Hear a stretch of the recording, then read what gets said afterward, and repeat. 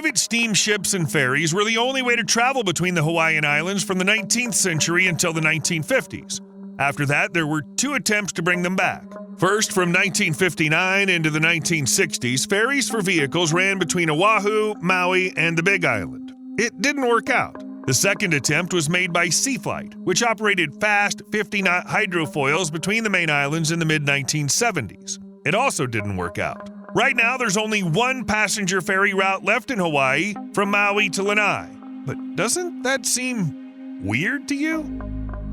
That an entire island state, an archipelago stretching over 1,500 miles, has no sea transport?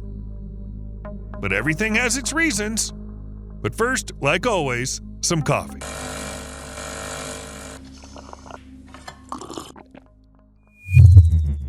Here's an unobtrusive reminder to do something under the video. Don't forget to do it. And thanks to those who, you know what for. First of all, it's worth mentioning that archipelagos usually don't give up on water transport. Take Japan, for example, the largest island nation in East Asia and the 4th largest island nation in the world. It's an archipelago with 14,125 islands, and the inhabited parts of these islands need to be connected somehow. That's why Japan has 1,100 miles of waterways, and sea vessels sail across all the coastal inland areas. As of April 2014, there were about 994 ports in the country, though their number may have increased since then. Another example is Indonesia, which has 17,504 islands scattered on both sides of the equator. About 6,000 of these islands are inhabited. Sea transport in Indonesia is extremely important for economic integration, as well as for domestic and foreign trade. It's well developed, and each major island has at least one major port city.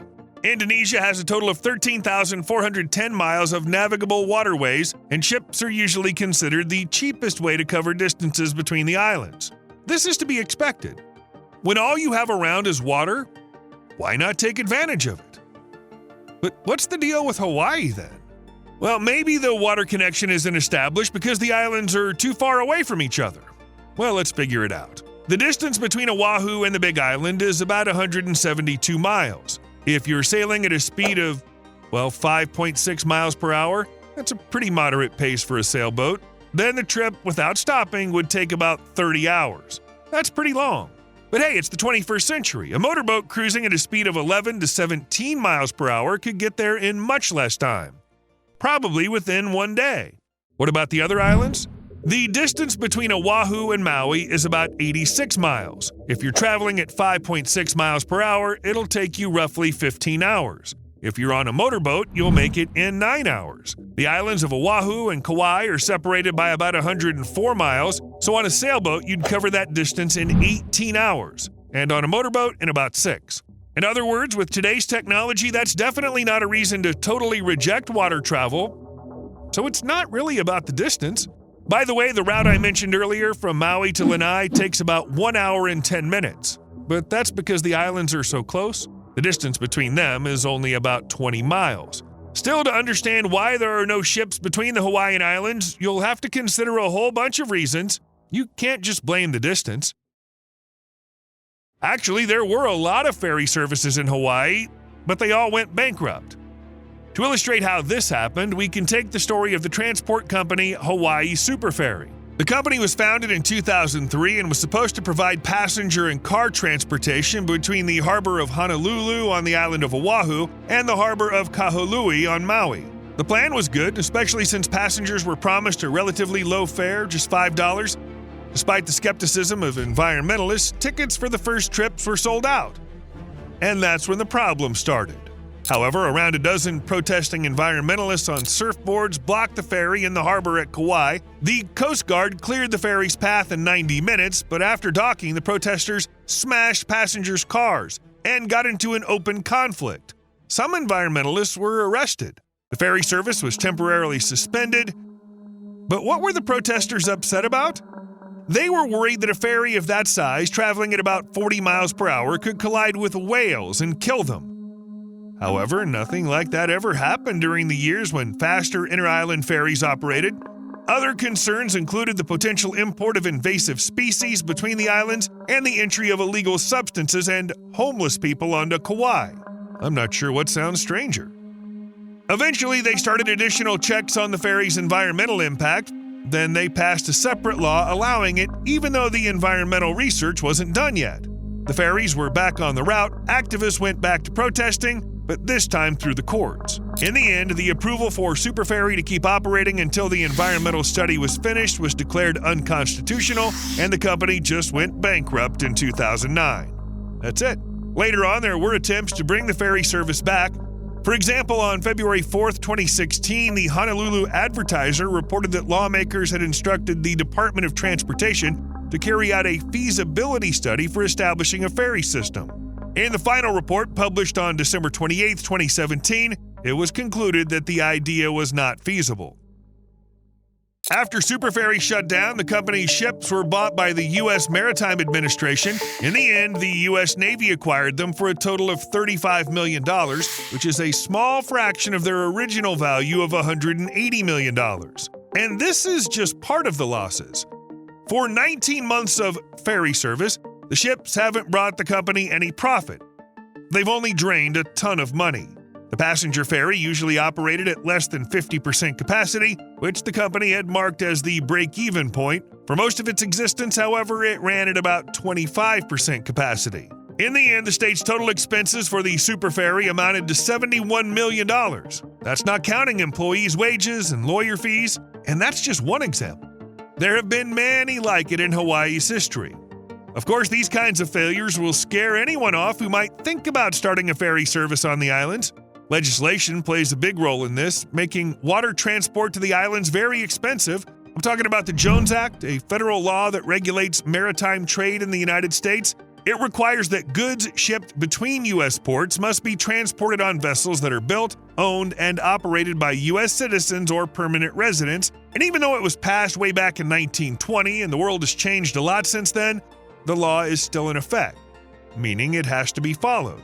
The Passenger Service Act of 1886 says that no foreign ships can carry passengers between ports or points in the United States, whether directly or through a foreign port. Yes, this law is still in effect. Altogether, this means that if any company wants to organize water transport between the Hawaiian Islands, they need to build a vessel in the U.S. or buy it from an American company, and that's a huge problem. The laws make shipping in the U.S. really expensive, and it's been affecting the whole economy for quite a while. Let's take Guam as an example. It's an island in Micronesia located in the western part of the Pacific Ocean, and it has the status of a territory that's not part of the U.S. but is still their possession. Matson ships Daniel K. Inouye and Kaimana Hila frequently dock in Guam. The vessels were built at a cost of $209 million each.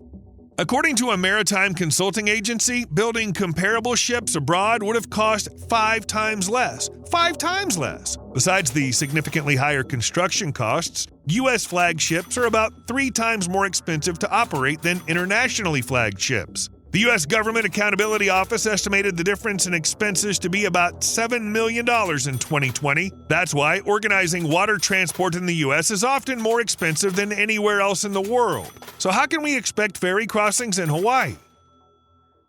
But if it's all about laws and money, why doesn't the government just pay for the ships and their maintenance? Take Alaska, for example. After all, these two states have a lot in common. Alaska, like Hawaii, is far from the rest of the country. Both have relatively small populations and both have long coastlines, so having water transport here seems to make a lot of sense. Alaska does have a ferry system run by the state. The Alaska Marine Highway System operates along the southern and central coasts of the state, the eastern Aleutian Islands, and the Inside Passage of Alaska and British Columbia. The ferries serve communities in southeastern Alaska that don't have access to main roads, and the vessels can carry people, cargo, and vehicles. This system is part of the National Highway System and gets federal funding. Trips can last for days, but unlike the luxury of a typical cruise line, cabins are more expensive, and most of the food is served cafeteria style.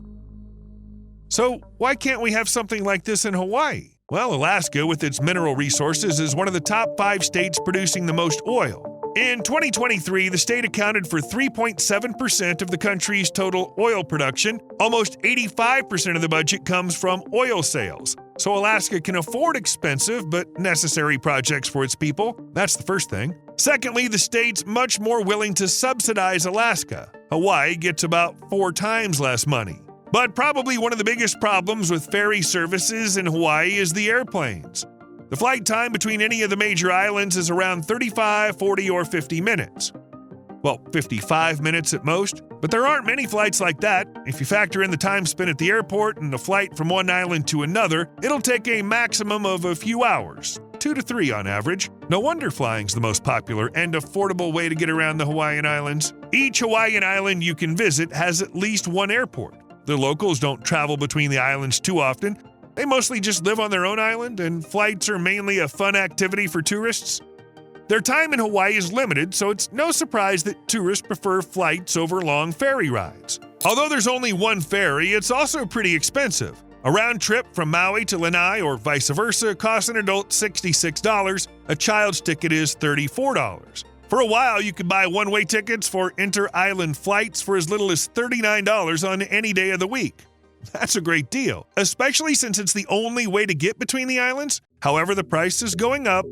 Cheap flights are still available on certain days, but on weekends and other busy times, the price is already up to $49 and $59 one way. I even came across a ticket for $70. Still, if you consider both the cost and travel time, the plane is definitely the better option, especially since there's only one ferry. For comparison, airlines operating the inter-island route between Honolulu and Kahului offer a total of about 4,890 seats a day each way. In the best-case scenario for the ferry, which is intended for passengers only, the total number of round trips that can be made by water is equivalent to 11.4% of the seats available from airlines annually. The ocean can be unpredictable, too. With Hawaii being right in the middle of the Pacific, the waves hitting the shore carry energy across a much larger area than those along the mainland U.S. There's no continental shelf here to slow the water down as it heads toward Hawaii. For this reason, for example, the beaches in Hawaii are considered pretty dangerous. A wave breaking on the shore, which you could handle without falling in California or Florida, can easily knock you off your feet in Hawaii. Even a wave less than 3 feet high can cause serious spine injuries. The Hawaiian Islands are actually the peaks of a massive mountain chain, possibly the biggest mountain range on Earth, formed by thousands and thousands of volcanic eruptions. The average depth of the ocean floor on both sides of the chain of islands is about 14,700 feet. The Hawaiian volcanic islands are considered some of the most impressive mountains on Earth if you measure from their base on the ocean floor. For example, the peak of the Mauna Kea volcano on the island of Hawaii lies at 32,800 feet, which is 3,600 feet higher than the height of Mount Everest above sea level. Nevertheless, since 60% of their total height is hidden beneath the Pacific Ocean, most people don't realize the sheer size of the Hawaiian mountains. This is a map of the island showing the depth. You can see that the depth between the islands can reach 820 feet, but actually there are even deeper spots. For example, the channel between Kauai and Oahu has a maximum depth of over 11,150 feet. Or, for example, the channel between Oahu and Molokai reaches a maximum depth of up to 2,300 feet. Not every boat can handle such deep waters. The water here can get pretty rough, and the strong rocking easily causes seasickness. People who've ever sailed between the Hawaiian Islands on a cruise say they've never been as seasick anywhere as they were here. There's also the Lenuihaha Channel between the islands of Maui and Hawaii. It's a notorious crossing where the trade winds rush between the tall mountain peaks on both islands, often creating gusts up to 55 miles per hour and rough waves. The channel is aptly named since Lenuihaha means Great Billows Smashing. So overall, Hawaii, well, it's not exactly the best spot for smooth sailing. Hawaii is only for the brave, or for those who prefer to fly. So maybe they should just build a bridge between the islands. At least one. After all, the longest bridge in the world right now stretches 102 miles, so it's not like it's totally impossible. Why not? To begin with, there aren't enough people living on the islands to make building a mega bridge a sensible investment. Secondly, earthquakes happen all the time here, and the ocean around is insanely deep. That only complicates the project. Third, the transportation links between the islands are already set up and work fine for everyone. The bridge would just be an empty waste of a huge amount of money, which the state simply doesn't have. It's not like Alaska. Yeah, and honestly, I don't think many people care about the lack of ferries and bridges in Hawaii. maybe it's just me. Don't get too close. Hawaiians love their islands so much that any ship that gets too close is criticized. The State Department of Land Resources started an investigation after local nature defenders noticed a cruise liner drifting too near the Napali coast. Activists say the ship was in very shallow water, about 984 feet from the shore. So why are they freaking out? Well, take a guess.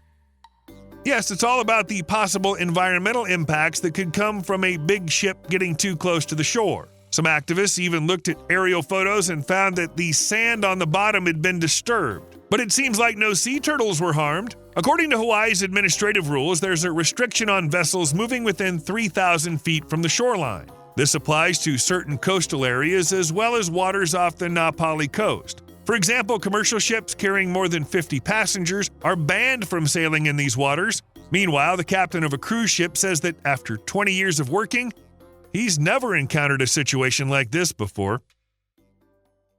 Dangerous beach. Where do you think the most dangerous beaches are? A lot of people would probably say Australia. And that's partly true. For example, Cape Tribulation Beach can be a real challenge for an unprepared tourist. There are many animals here that are truly fascinating. And among them is the cassowary, which, by the way, is considered the most dangerous bird in the world. Also, during the warm season, venomous jellyfish can be found in the water. And don't forget about rip currents. Definitely not the best spot for swimming. But since we're actually doing a video about Hawaii, there are beaches here too, one of which could beat Australia's Cape Tribulation in terms of danger. Hanakapa'aia Beach on the island of Kauai is known for its beauty and amazing views, but the ocean waves and underwater currents here can be really dangerous, making it a serious risk for swimmers and visitors. On the website of the Department of Land and Natural Resources of Hawaii, there's a warning that the waves and rip currents in this area can be very dangerous, especially in winter when storm conditions get stronger. Because of this, people often drown here. There's no information about dangerous animals, but that doesn't really matter. The ocean itself is enough of a hazard. Nobody's saying you should steer clear of Hanakapa'aia Beach. As I mentioned, the views here are absolutely stunning. Just be mindful of your surroundings and swim only in the designated areas. Vanished Island. When you hear about Hawaii, you're most likely imagining the largest islands. The little islands don't get much attention, but that's a shame. One of the most powerful hurricanes in the Pacific, called Walaka, destroyed a remote island in the northwest part of the Hawaiian archipelago. Its strength and timing lined up with the effects of ocean warming and global temperature increases, which made Walaka much stronger. A Category 4 hurricane wiped out the island in just one night. But what's the problem here? After all, no one lived on the island. The thing is, East Island used to be an important habitat for the rare Hawaiian monk seals and green sea turtles. To give you an idea of how important the island was, here are some numbers.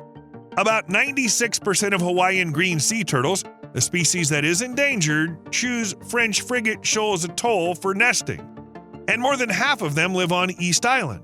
Also, about 1/7 of all Hawaiian monk seals, which are also on the brink of extinction, are born here. The good news? The sea turtles and seals probably weren't affected, as they likely left the island before the storm hit. The bad news? The island played a crucial role in maintaining biodiversity, but one moment, it was just gone. This is what an island of just 11 acres looks like today, and its future is uncertain. To assess the impact of the Walaka storm, we'll have to wait for the results of studies, which will take some time. What do the animals do when their homes are taken away? Well, they probably look for another island to live on. After all, on the Hawaiian archipelago, they have plenty to choose from. Hawaiian swim.